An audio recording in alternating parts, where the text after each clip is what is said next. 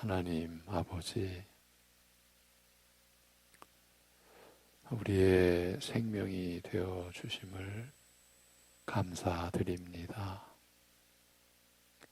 우리의 소망과 나아가 우리의 영광까지도 되어 주시는 주님의 우리를 향하여 베풀어 주시는 변함없는 은혜와 사랑으로 오늘도 우리가 살게 된 것을 감사드리오며, 그러기에 우리의 오늘 하루에 우리의 몸으로 이루어지는 모든 삶이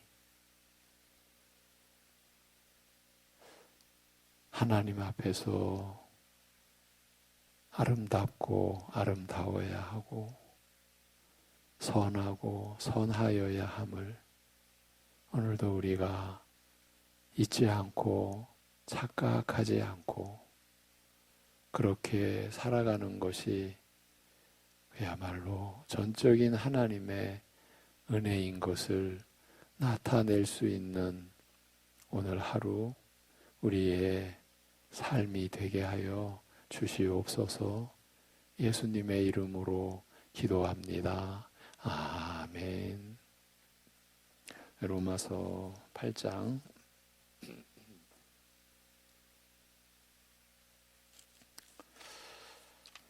로마서 8장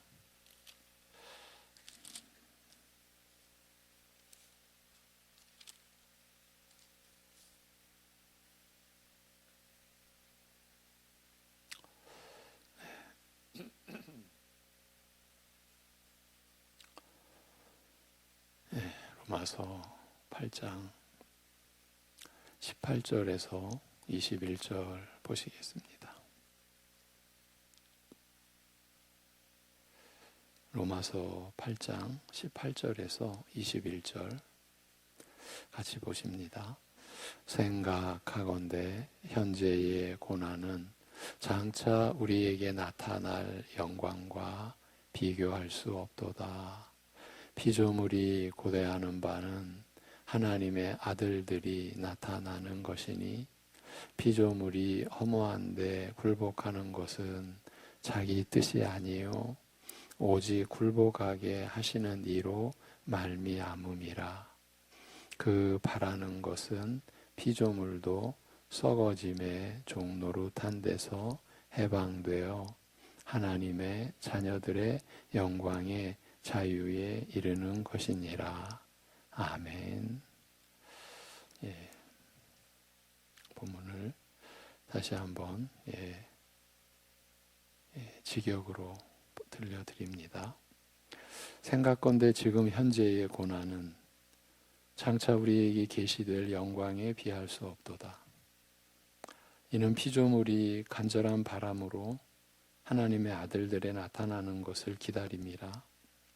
피조물이 허무에 굴복한 것은 스스로 원해서가 아니요 굴복해 하시는 분으로 말미암아 소망 중에 굴복하였으니, 피조물 자체도 썩어짐의 얽매임에서 벗어나 하나님의 자녀들의 영광의 자유에 참여할 것임이라.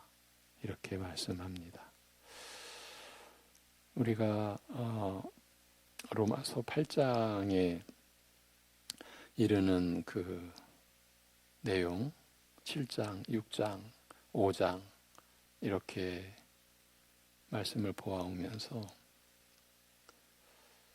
우리 한 사람, 한 죄인의 구원의 은혜가 우리에게 임하고, 그 구원의 은혜가 임한 그 은혜를 입은 우리가 어떻게 살게 되었는지, 어떻게 살아야 하는지 그 말씀을 받을 때 아담으로부터 시작되는 인류의 역사 전체가,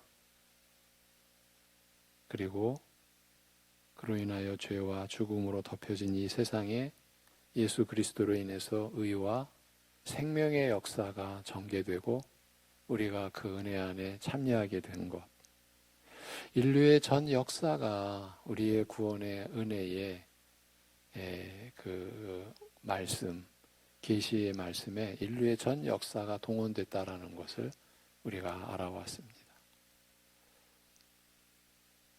우리가 어떠한 존재인가?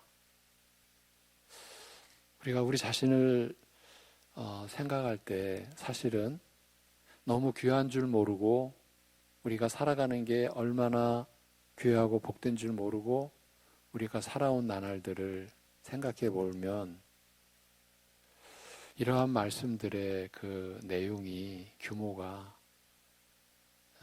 세상 말로 말하면 우리를 질식시키게 한다, 이런 표현을 한번 써봅니다. 못 감당하는 거죠. 그런데 오늘 본문에서는 피조물 전체가 또 동원이 됩니다. 아예 피조물이 간절한 바람으로 하나님의 아들들, 하나님의 자녀들의 나타나는 것을 기다린다. 인류의 전 역사가 우리의 구원과 관련하여 말씀되어지고 하나님께서 지으신 만물, 피조물이 또 우리가 받는 하나님의 사랑과 구원과 연계되어 있음을 우리가 상상할 수 있는 내용이 아니지 않습니까? 이것은 우리가 지금 찬양하고 믿고 의지하는 하나님이 어떤 분이신가, 우리에게 이런 걸 느끼게 해주는 것이죠. 그렇게 보면 우리가 신앙에 대해서, 교회에 대해서, 우리가 받은 은혜에 대해서 혹여나 가볍게 얘기한 내용, 가볍게 생각했던 내용들, 지난날 그게 얼마나 사실은 끔찍한 죄악인지를, 근데 우리는 그걸 못 느끼는 거죠. 모르는 거죠, 사실은. 그런 생각을 여러분과 새벽 예배 동안 요즘 몇 년, 몇 달 걸쳐서 이 로마서 말씀을 나누면서 거부할 수 없이 밀려 들어오는 그런 은혜의 그런 그 정서라고도 할까요? 하나님의 은혜를 우리가 알아가는 그 내용이 그렇게 다가오는 것을 느낍니다. 그걸 뒤집어 버리면은 우리가 하나님 앞에 그렇게 여겨졌구나. 온 인류 역사를 동원해서까지, 만물을 동원해서까지 하나님은 우리를 향하신 하나님의 사랑을 이렇게 나타내주고 계셨구나. 지금도 그러고 계시는구나. 우리가 살아가는 것이 이렇게 귀한 것이었구나, 귀한 것이구나, 이런 생각을 하게 됩니다. 오늘 본문을 우리가 직접 들어가기 전에 또 어제까지 나눈 내용을 먼저 살피고 이어가겠습니다. 신자가 겪는 비참한 고통, 그 사람이 부패한 육적 성품으로 말미암아 죄에게 노예처럼 끌려다니는 고통에 대해서, 그리고 죄로 죽은 자를 살리시는 성령의 생명의 역사로 말미암아 죄와 죽음의 얽매임과 고통에서 벗어나는 영적 자유에 대하여 지난 몇 달 동안 말씀드렸습니다. 이 영적 자유는 십자가에서 죄를 정죄하여 무력하게 하신 그리스도의 구속에 확실한 토대를 두고 있으며 성령을 따라 행하는 가운데 지속적으로 누리는 것이라고 하였습니다. 믿는 자는 성령 안에 있어 그의 다스림을 받는 가운데 하나님을 거역하는 육에서 벗어나서 생명과 평강을 지향하시는 성령님의 역사를 따라 순종의 삶, 곧 거룩한 열매 맺는 삶을 살다가 마지막 날에는 죽을 몸까지 살림 받는 것입니다. 우리 믿는 자가 성령 안에 있어 누리는 이런 영적 자유와 생명은 성령의 내주하심, 곧 그리스도께서 아버지께 구하여 성령으로 우리 안에 영원토록 거하게 하신 은혜로 말미암는 것이며, 이런 성령의 내주하심은 그리스도께서 우리 안에 계시는 것과도 뗄 수 없이 연결되어 있습니다. 신자가 성령 안에서 누리는 영적 자유는 이처럼 아버지와 아들, 그리고 성령께서 우리 안에 함께 거하시며 교통하시고 역사하시는 인격적인 관계 속에서 주어지는 것입니다. 그리스도 안에서 성령의 내주하심을 통하여 누리는 은혜가 이런 만큼 이제 우리 믿는 자는 마치 육에게 빚진 자처럼 육을 따라, 죄를 따라 살 것이 아니라 오히려 성령으로 몸의 행실을 죽여야 할 것이며 그래야 하면 살리라고 말합니다. 우리에게 육적 행실을 죽이라고 하니 성령을 따라 행하는 삶은 언뜻 우리가 주체가 되어 육적 성품을 억누르고 하나님께 순종하는 삶인 듯한 인상을 주기 쉬우나 성령으로 육적 행실을 죽이라고 함으로써 그런 뜻과는 다르다는 것을 아니 그 뜻이 이보다 더욱 깊다는 사실을 일깨우고 있습니다. 이러한 내용에 이어지는 14절 우리가 어제 그제 보았던 14절에서는 하나님의 영으로 인도함을 받는 자마다 이들은 하나님의 아들이라고 함으로써 성령으로 육적 행실을 죽인다는 것은 성령으로 인도함을 받는 것이기도 함을 알리고 있습니다. 성령으로 육적 행실을 죽인다는 것은 내 힘으로 죽이는 것이 아니라 내 안에 계시면서 육의 소욕을 거스려 하나님께 순종케 하시는 성령님을 따라 행하는 것임을 성령께서 내 안에서 역사하여 나를 이끄시는 은혜를 따라서 행하는 일임을 알리고 있는 것입니다. 내가 하나님의 뜻을 따르는 하나님의 말씀에 순종하는 이러한 모든 우리의 삶의 그 사실, 드러나지 않는 감춰진 비밀은 성령께서 내 안에서 역사하여 나를 이끄시는 은혜를 따라서 행하는 일이라는 것이죠. 이것은 연약한 나를 성령님께 부탁하며 그를 의지하는 가운데 그가 우리 안에서 역사하실 것을 간절히 바라고 사모하며 간구하는 기도와 더불어 이루어지는 일인 것입니다. 우리가 신자로서 이렇게 살아왔다면 우리의 찬양은 더 간절한 찬양일 것이며 우리가 드려지는 찬양과 기도 우리는 그 자체 속에서도 너무나 감격해하고 감사하지 않을 수가 없을 것입니다.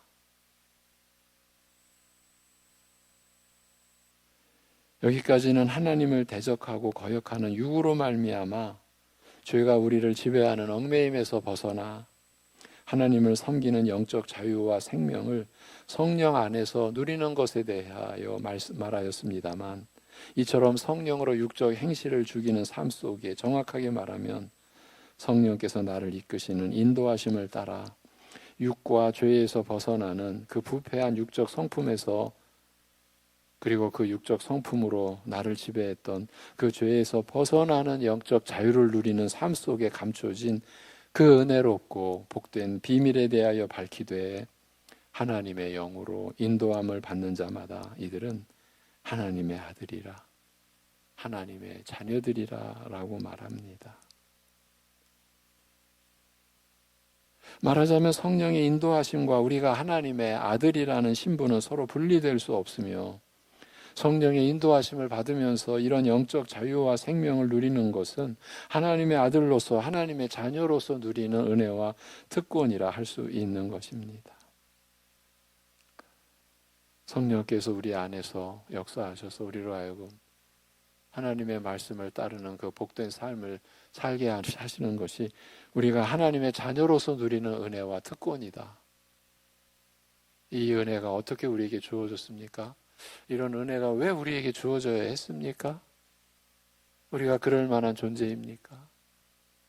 참 우리가 이러한 말씀을 우리가 받으면서 대하면서 우리 자신에게 묻지 않을 수가 없는 거죠. 우리가 우리 자신을 알수록 우리가 하나님 앞에서 한 일이란 한 짓이란 하나님을 대적하고 하나님과 원수된 그 모습에서 일어나는 것들이었는데 오히려 세상에서 볼 때 아름답다, 선하다라고 여겨지는 어쩌면 그렇게 여겨졌다면 그만큼 더 우리는 교묘한 죄인이요. 가증한 죄인이요. 그런 우리였는데 그런데 사실은 이렇게 말하는 것도 납득이 안 되는 부분이 있죠. 왜 우리가 가증한 죄인이야? 나름대로 열심히 살았는데 열심히 선하게 살려고 했는데 우리는 어쩌면 아직도 이런 고집이 우리 안에 있을 수 있죠. 있다고 봐야 되겠죠.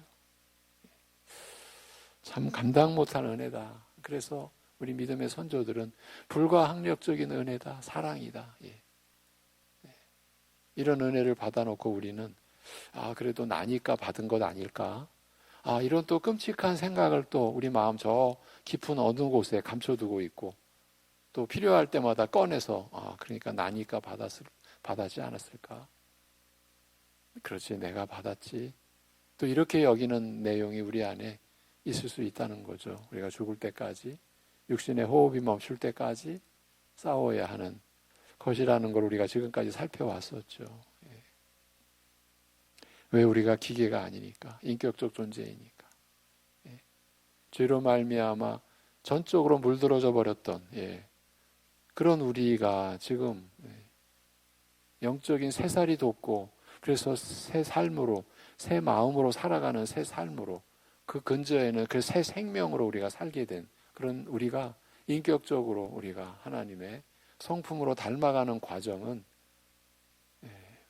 바로 이러한 말씀이 우리에게 밝혀주는 대로 우리가 살아가게 되는 과정인데, 우리는 이러한 것에 대해서 어쩌면 많이 오해해왔고 착각해왔고 잘못 생각해왔고, 우리가 마음만 먹으면 잘 살 수 있는 것처럼, 내가 믿음으로, 내가 마음만 먹으면, 내가 한 번 작정만 제대로 하면 나는 믿음으로 제대로 살아내.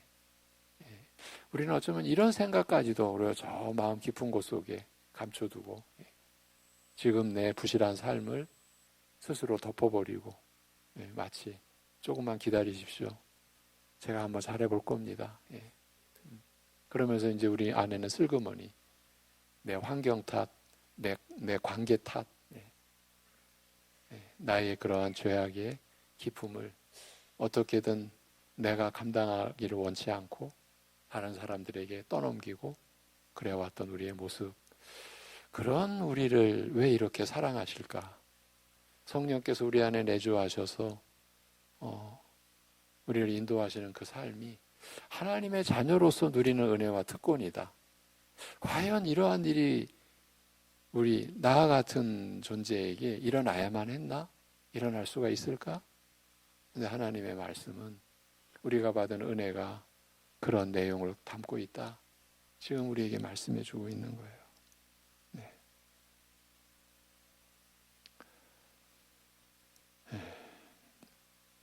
앞서 9절에서 성령의 내주하심은, 근데 이 성령의 내주하심은 영원히 내주하시는 거거든요. 이게 또 이렇게 성령의 내주하심, 우리 신자가 그리스도에게 속한 자로서 그의 영을 소유하게 된 것을 의미한다고 하였습니다만, 지금 여기에서는 이처럼 성령을 받아 소유하게 된 결과 성령께서 우리 안에 영원토록 거하시며 우리를 인도하시는 은혜를 가리켜 우리 신자가 하나님의 아들로서, 하나님의 자녀로서 받아 누리는 특권이라고 밝히는 것입니다. 이를 확인하되 너희는 종의 영을 받아 또다시 두려움에 이르게 된 것이 아니라 아들 삼으심의 영을 받았으니 그로 말미암아 너희가 아바 아버지라 부르느니라. 바로 성령께서 우리가 하나님의 자녀임을 우리 영에게 함께 증거하시느니라고 말합니다.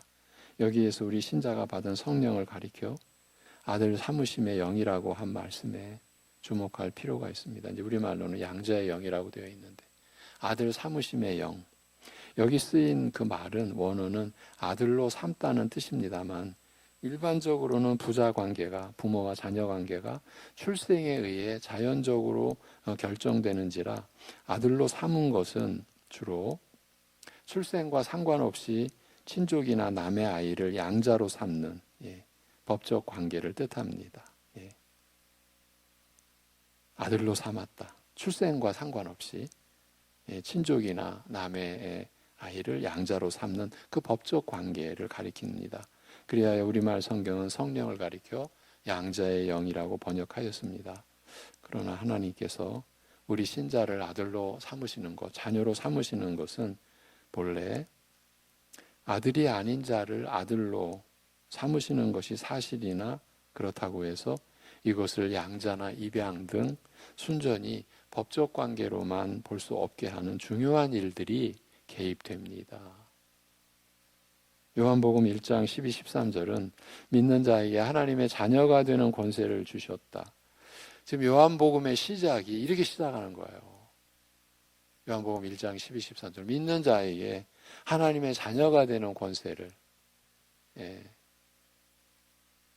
과연 우리가 이 말씀을 그대로 받으면서 그렇게 믿으면서 살고 있다라고 우리가 말할 수 있을까? 우리 신자된 우리 교우분들이 모두 내가 하나님의 자녀지 그렇게 확실하게 이 말씀으로 믿을 수 있을까 하는 것도 사실은요 현실의 문제예요. 왜냐하면 우리 자신의 얘기입니다. 과연 하나님의 자녀로서 자신의 믿는 그 지위가 신분이 하나님의 자녀로 결정되어 있다면 과연 지금 우리의 삶이 그 신분에 어울릴까? 라고 우리가 묻는다면 우리 신자들이 다 하나님의 자녀로 믿고 있어라고 말한다는 게 그렇게 간단치 않은 거죠. 다시 돌아가서 믿는 자에게 하나님의 자녀가 되는 권세를 주시는 그 일에는 혈통으로 말미암지 않으며 육의 뜻이나 사람의 뜻으로 말미암지 않고 오직 하나님으로 말미암아 태어나는 출생이 개입되는 사실을 밝히되 영접하는 자 그 이름을 곧 그 이름을 믿는 자들에게는 하나님의 자녀가 되는 권세를 주셨으니 이는 혈통으로나 육종으로나 사람의 뜻으로 나지 아니하고 오직 하나님께로서 난 자들이니라고 알리고 있습니다. 예수님께서는 니고데모에게 이 출생에 관하여 이 영적 출생에 관하여 더 깊이 알리시되 사람이 물과 성령으로 나지 아니하면 하나님 나라에 들어갈 수 없느니라. 육으로 난 것은 육이요 성령으로 난 것은 영이니 내가 너에게 거듭나야 하겠다 하는 말을 기히히 여기지 말라고 하시고 이 출생은 마치 바람이 불 때 그 소리를 들어도 어디서 오며 어디로 가는지 그 근원과 시종으로 알지 못하듯이 성령께서 친히 개입하시는 신비한 영적 출생이라고 하셨습니다. 너무 신비로운 영적 출생인 거예요. 우리가 가늠할 수가 없는 거예요. 로마서 6장에서는 그러한 신비한 영적 출생의 은혜를 가지고 이렇게 말합니다. 그리스도와 함께 죽고 그와 함께 살림받아 그러니까 그리스도의 십자가 구속 우리의 죄로 죽으시고 부활하신 그 역사적 사실을 근거로 해서 그리스도와 함께 죽고 그와 함께 살림을 받아 누리는 새 생명 곧 죄에 대하여 죽고 하나님을 향하여 사는 영적 생명에 대하여 알리고 있습니다. 이것은 하나님께서 우리 믿는 자를 그의 아들, 그의 자녀로 삼으시는 일에 담긴 깊은 내용을 알린 것이라 할 수 있습니다. 성경을 주의 깊게 살펴보면 하나님께서 우리를 아들로 자녀로 삼으시는 은혜에 대하여 의외로 곳곳에서 자주 알리고 있음을 볼 수 있습니다. 로마서 9장 4절은 이스라엘이 하나님의 택한 백성으로서 하나님의 택한 백성이라고 하면은 창세기로 지금 넘어가는 거예요.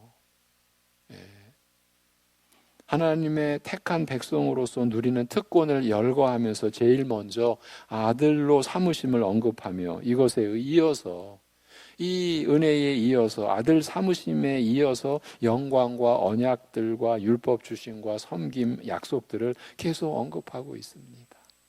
이스라엘이 입은 은혜를 포괄적으로 한마디로 표현하면 바로 하나님께서 저희를 아들로 삼으신 은혜임을 은연중 암시하고 있는 것입니다. 애굽의 바로에게 이르시기를 이제 출애굽기 4장 22절의 이하의 말씀입니다. 이스라엘은 내 아들 곧 내 맏아들이라 내 아들을 보내어 나를 섬기게 하라고 명하십니다. 이스라엘이 받은 은혜가 그 실체가 이러했습니다. 아들 삼으신 거예요. 자녀 삼으신 거예요. 그 하나님의 독특한 소유로서 또 구별된 지위를 상기시키고자 이스라엘 중 맏아들을 하나님께 드리라고 또 하셨습니다.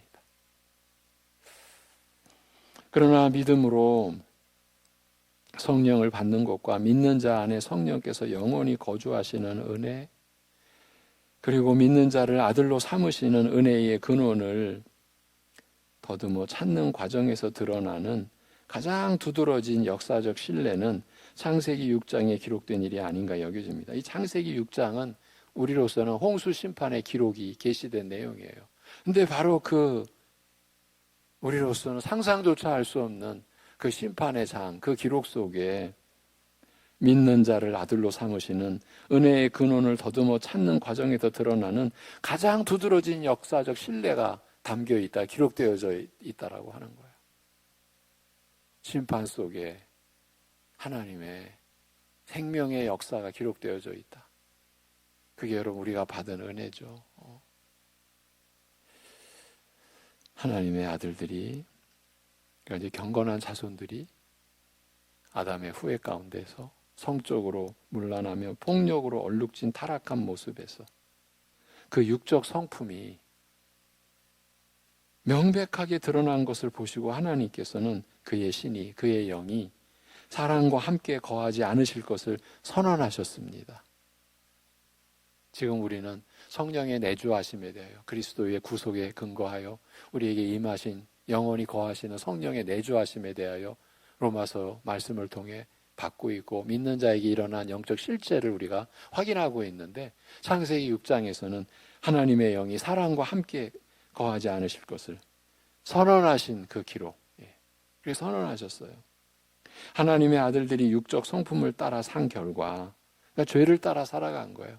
그냥 자기가 주인되어 자기 스스로 그냥 산 거예요.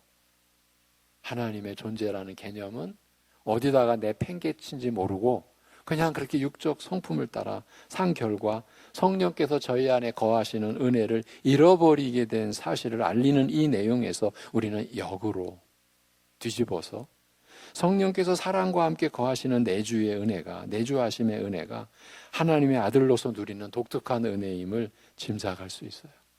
이미 창세기에서부터. 만일 하나님의 아들들이라는 표현이 셋 계통, 아벨이 가인에게 의해 죽임을 당하고 나서 셋 계통의 계보를 하나님이 주셨죠.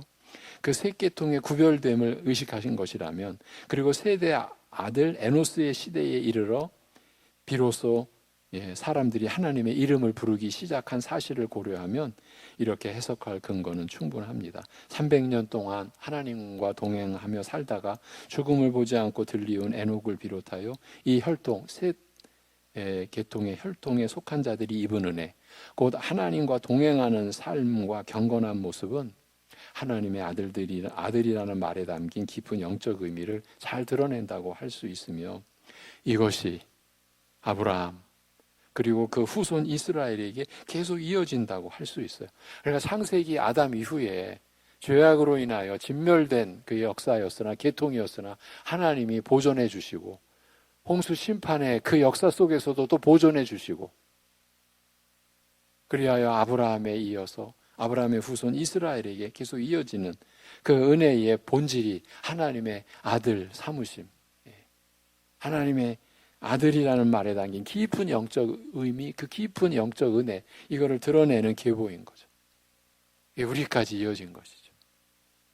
물론 이런 경건한 모습이 저희 안에 거하시는 성령의 내주하심의 은혜로 말미암는 것인 만큼 아들 삼으심이 성령의 내주하심과 밀접한 관계가 있음도 아울러 함께 드러난다. 아들 삼으심이 성령의 내주하심과 밀접한 관계가 있다는 사실도 아울러 함께 드러난다고 할 수 있어요.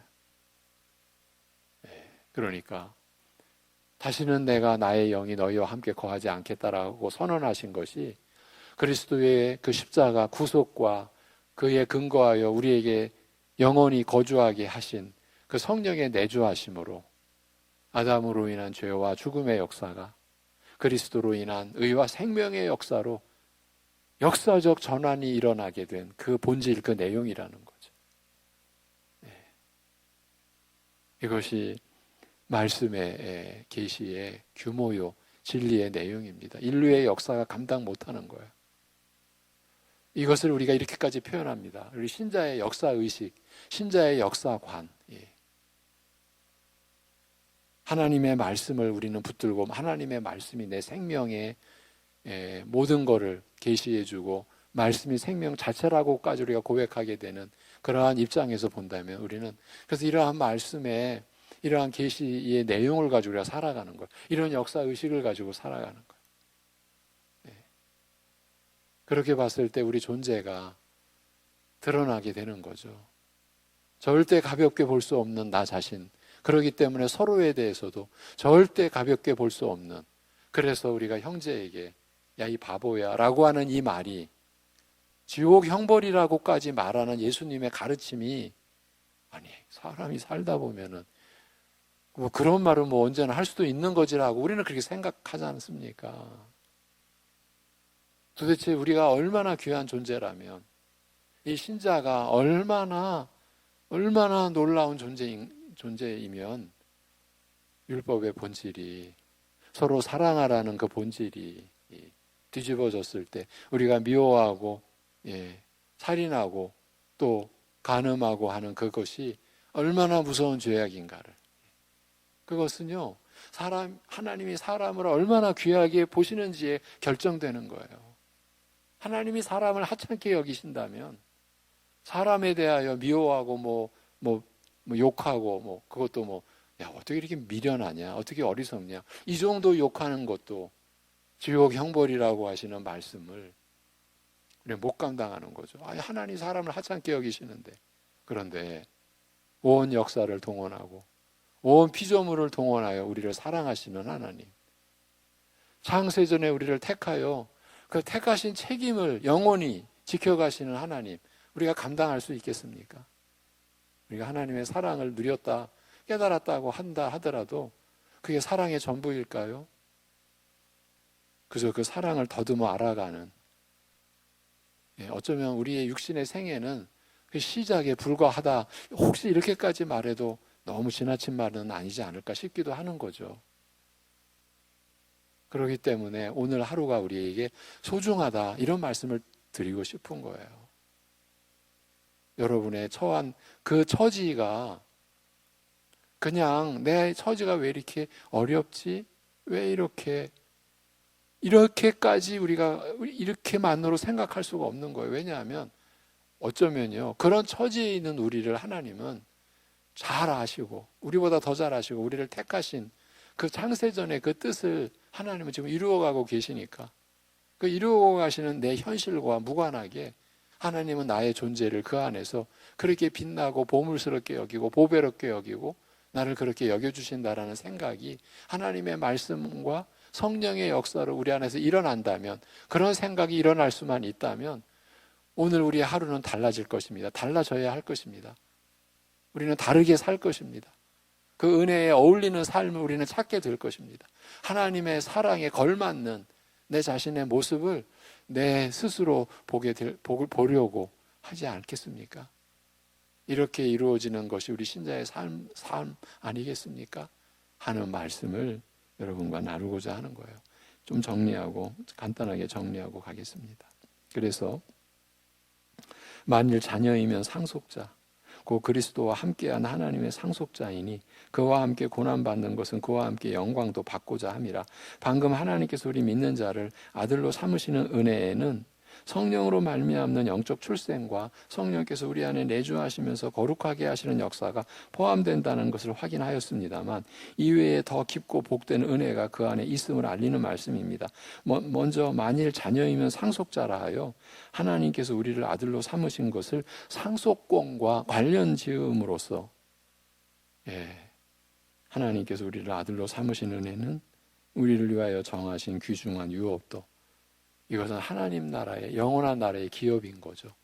이 기업도 포함한다라는 사실을 알리고 있는 거예요. 여기서 내일 이어가도록 하겠습니다. 기도하겠습니다. 하나님 아버지,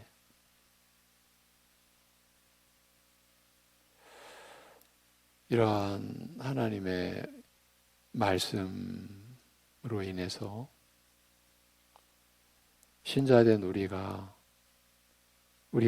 지니는 그 믿음의 내용과 가치를, 그래서 우리가 지금까지 살아오면서 받은 이 선물인 이 믿음에 대하여 우리가 생각해 왔고, 그 믿음이 나타낸 삶까지도 돌아볼 수 있도록 인도하여 주셨음에 감사드립니다. 아버지 하나님, 혹여나 다른 사람과 마치 내가 달라서 이런 사랑을 받을 대상이 될 수 있었고, 이런 은혜에 내가 다가갈 수 있었다라고 여기는 정말 있어서는 안 될 그 무서운 착각의 의식이나 마음과 생각이 우리 안에 드러날 때마다 그것이 얼마나 무서운 착각인지를 하나님 앞에 회개하고 우리 자신을, 그래서 전적으로 연약함을 고백하고 하나님의 은혜만을 의지할 수 있는 우리들. 아버지 하나님, 그래서 오늘 우리가 하나님의 그 베푸신 사랑과 은혜에 걸맞는 그러한 삶을 우리가 살아내고 살아갈 수 있게 우리를 붙들어 주시옵소서. 아버지 하나님, 그래서 우리의 삶이, 우리가 받은 그 사랑이 흘러나오는 우리들, 그 사랑으로 이루어지는 삶이 되고, 우리가 하나님께 받은 그 감당할 수 없는 긍휼, 그 긍휼의 은혜, 우리가 불쌍히 여김받은 그 은혜를 우리의 삶이 만분지 1이라도 드러내고, 우리의 삶의 열매가 내 열매가 아니라 그 은혜의 열매, 그 긍휼의 열매, 그 사랑의 열매임을 우리가 나타내고, 그로 인해 믿음의 열매와 믿음의 증거를 내보일 수 있게, 내보일 수 있는 겸손한 믿음의 사람들로 우리가 세워질 수 있게 우리를 붙들어 주시옵소서. 예수님의 이름으로 기도합니다. 아멘.